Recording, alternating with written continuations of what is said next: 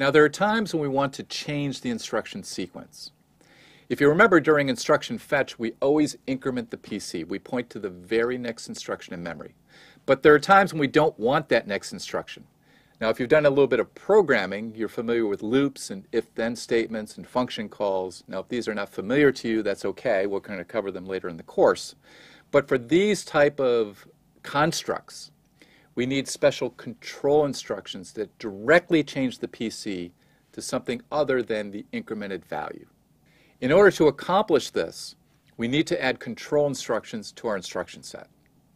And we're going to talk about two types. The first is a jump instruction, which is unconditional. What that means is we always change the PC.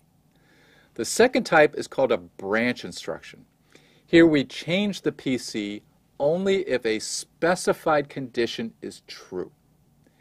Now we have a special register called a condition code register, and bits are set or cleared in that register depending on the result of an instruction.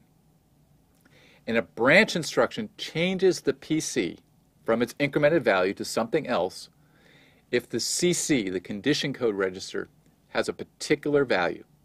And if the condition code is not that value, then we just leave the PC alone. We just use the incremented PC.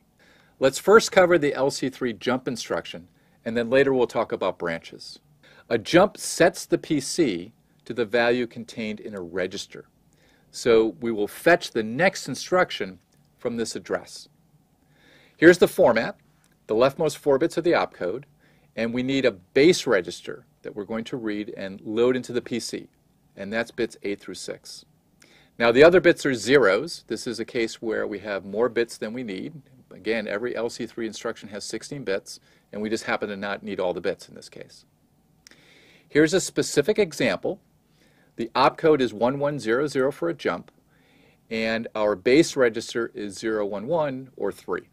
So what this says is to load the contents of R3 into the PC, and that's the address in memory where we're going to get our next instruction.